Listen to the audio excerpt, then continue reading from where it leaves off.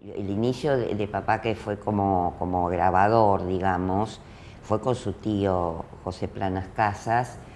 Compartieron muchas conversaciones, sobre todo con Jacobo Fisman, con quien José Planas Casas tenía relación, y mi padre debía ser muy joven, y entonces, bueno, participaba de esas reuniones, ¿no? Así que ellos tuvieron incluso un taller de grabado comercial juntos. Así que papá comenzó siendo grabador, al lado de su tío, que yo creo que fue como una figura paterna, junto con su abuelo, ya que su padre había retornado a Cataluña, digamos, siendo él muy chico. Y eso podríamos decir de sus primeros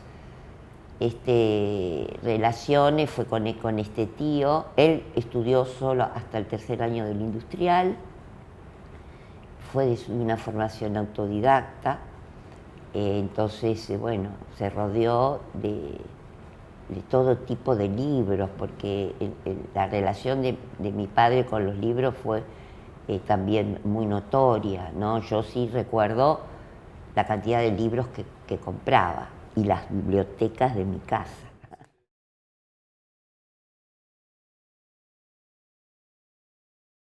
En casa había, en el estar, 5 bibliotecas, después hubo 6.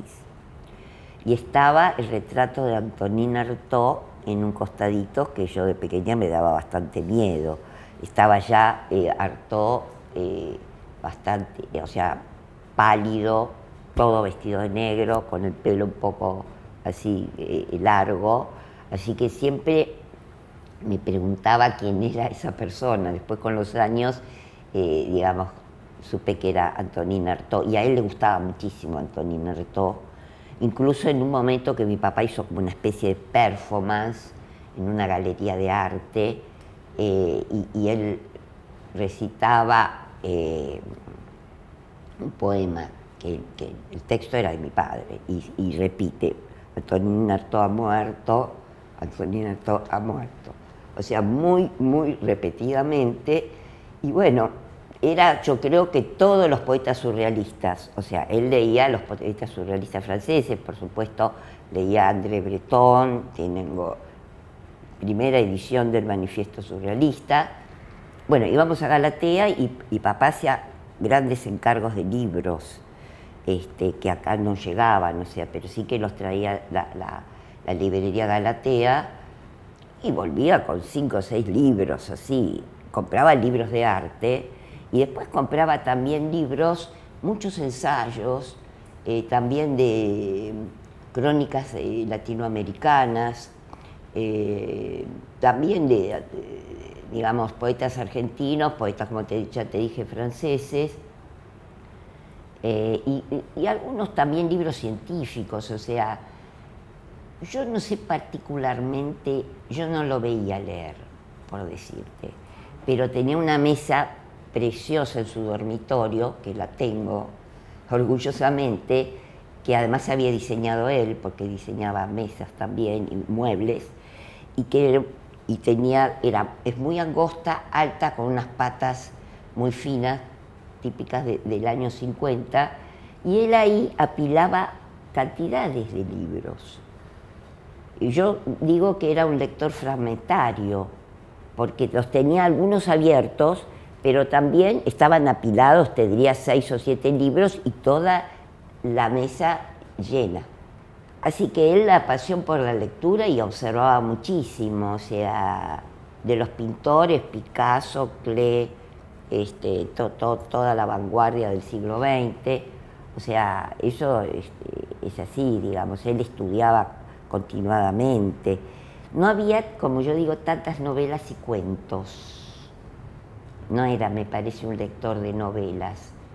Sí, de poesía, bueno, los libros de Borges estaban desde ya, de Mujica Lainez, o sea.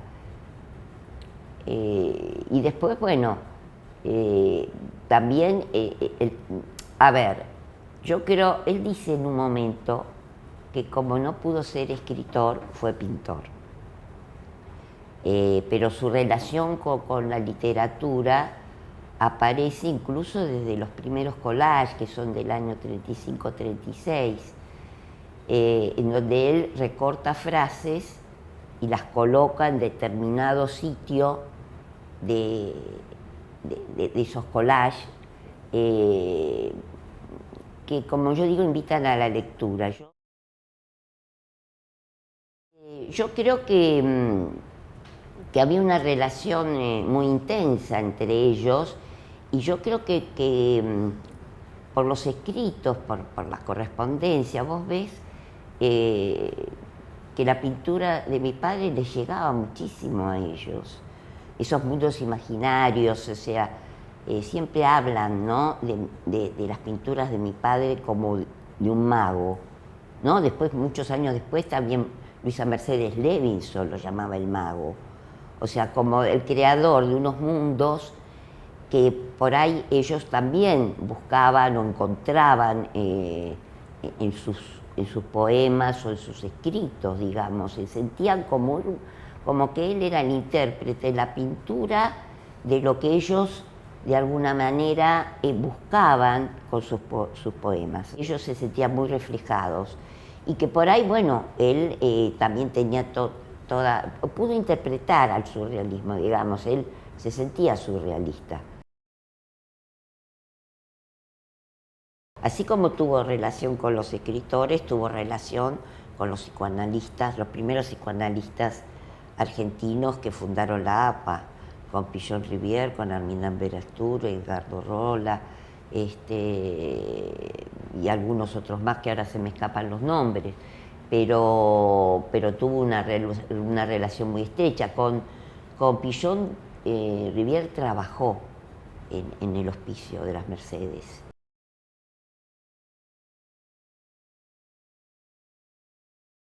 Muchos hablan del magnetismo de mi padre, pero son muchos, ¿eh? O sea, no es que yo como padre no sentía ese magnetismo de mi padre, pero sí que él, lo he visto dar algunas clases, pero estos son muchos los maestros, ¿no? Lo he visto en otros maestros, que logran un clima muy especial. O sea, papá repetía bastante las cosas, y en esa repetición iba creando un clima. O sea, yo ahí sí sentí ese don que tenía, ¿no?, de crear algo. Otros dicen que ya con su sola presencia y el ingreso en un lugar, él creaba alguna situación. Así que bueno, lo tomo como que fue así. También los títulos de sus obras tienen que ver mucho con un mundo poético, el mensaje, los signos, el destino, digamos, son como que dan para pensar los propios títulos de las obras. Después no sabés si hay una relación literal con esas obras, pero sí que los títulos que él buscaba, hay uno que me llama la atención. Yo no sé si es una contestación a alguien que dice, ahora que otros suban la escalera. No sé bien, hay enigmas, hay otros que se llaman el enigma, ¿entendés? Así que son todos, ya te van introduciendo en el universo Valle Planas, que yo digo, los títulos, me parece, ¿no?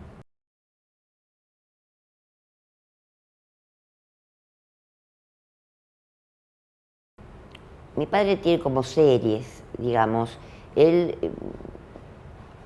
se lo conoce un poco más por la época que se dice más surrealista, que son estas radiografías paranoicas, que son el mensaje, que es el Tíbet, pero después, digamos, él tuvo otros periodos, como que hizo la serie de los mecanismos del número, en donde aparecen los llamados puntos vectores, a los que hace referencia Aldo Pellegrini, que son figuras que están muy marcados los puntos, porque él también toma, o sea, hablamos de los psicoanalistas iniciales de argentinos, digamos, con los que tuvo muchísima relación y que ellos también se veían de alguna manera que el mundo Valleplanas era el mundo de los sueños o de, digamos, surrealista, digamos, de las imágenes que pueden aparecer en un proceso analítico.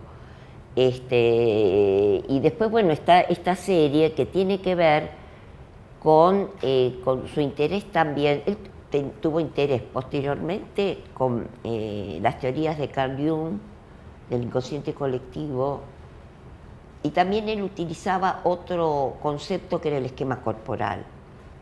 Esto era un poco que él, yo creo que en esas entrevistas que él hacía a sus alumnos y demás, era como trataba de establecer ese esquema corporal, o sea, ¿qué conciencia vos tenés de tu propio cuerpo, de tu propio ser?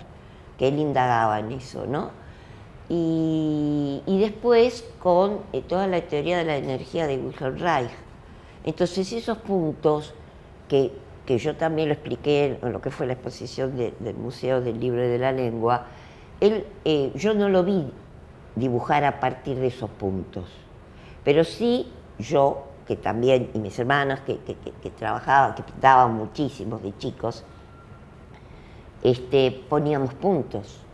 O sea, primero lo del marco, él siempre armaba como un rectángulo, colocaba unos puntos y a partir de ahí se producía, digamos, lo que él llamaba la descarga energética. O sea, como algo por fuera de la razón, en donde quizás se mostraba más tu situación interna, y entonces ahí se producía ese dibujo que luego se trabajaba.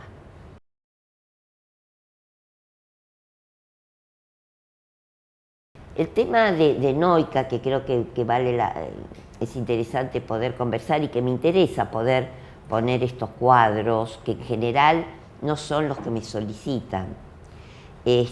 Porque bueno, está esta carta tan hermosa de Enrique Molina y también algún testimonio en donde él comenta que bueno, que como que él, digamos que estando con mi padre en el estudio y conversando sobre qué título podía tener estas obras que él realiza posterior a ese año en que él deja de trabajar, y deja de trabajar porque se asusta de las imágenes que le aparecen. Entonces aparecen estas niñas, podríamos ser hadas, alguien las llamó, en que son, podríamos decir, o diría un psicoanalista, tranquilizadoras, digamos, ¿no? No aparecen estas, que también puede tener que ver en algún momento, se dijo, con el nacimiento de sus 3 hijas. Pero bueno, Enrique Molina dice que él le dijo de este nombre de poner Noica. Yo tenía también alguna otra versión que era que alguien había interpretado, no sé si Olga Orozco, que de alguna manera fue pareja también en algún momento de Enrique Molina, que siempre las radiografías paranoicas las habían interpretado que eran radiografías para una persona, una joven llamada Noica. Entonces de ahí surgieron las Noicas, que la verdad que Enrique Molina las ha tomado, se tenían que ver quizás con su mundo y con lo que él dibujaba, ¿no? Porque vos ves los pájaros y ves por ahí estas Noicas que son muchas, son tintas y otras aguadas. Hay algunas témperas, pero más bien son tintas en donde aparecen muchos rayas y puntos y con eso él arma el espacio. Igual siempre hay alguna superficie horizontal que va marcando un plano y que da la espacialidad, pero estas Noicas están enmarcadas también, porque hay como unos portales. Hay unos portales que son, en algunos casos parecen los dólmenes, que también Enrique Molina se refiere. Yo pensé también en los portales que hay en Cataluña, que él recortaba, porque quizás en otro momento yo hablé de él armaba unos cuadernos de imágenes. a la manera un poco de Abby Warburg, o sea, recolectando, yo lo llamaba diccionario de imágenes. Entonces ahí hay muchos portales. Y después aparece estas noicas, a veces acompañadas del personaje barbudo al cual se refiere Aldo Pellegrini, que es un personaje que siempre está con un báculo. Y hay muchísimas obras de mi padre, digamos, porque yo, viste, a veces digo, la continuidad, si hay continuidad en qué, hay continuidad en signos que él toma desde los grabados hasta sus últimas obras, hay continuidad en este personaje puesto en un paisaje con una soledad tremenda, hay esa figura apoyada en el piso casi que ni lo toca, siempre los pies a veces son palitos, entonces, y siempre aparece el báculo, y siempre aparece un poco el personaje inclinado, ya sea de las noicas, ya sea el personaje que también parece un noico, podríamos llamarlo, el personaje masculino, un personaje barbado. Aldo Pellegrini hace una referencia a su padre, que hay otra serie que se llama La imagen persistente de un antepasado, que sí, cuando después yo pude tener fotos de mi abuelo, se le asemejaba. Sobre todo mi tío Joaquín se parecía a su padre.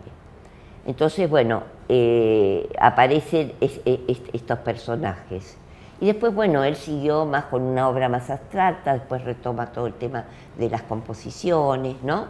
O sea, él fue como variando, pero es como, hay mucho para hablar, digamos, de su pintura. Yo creo que él le gustaba mucho Paul Klee, o sea, de los libros que vos me comentabas.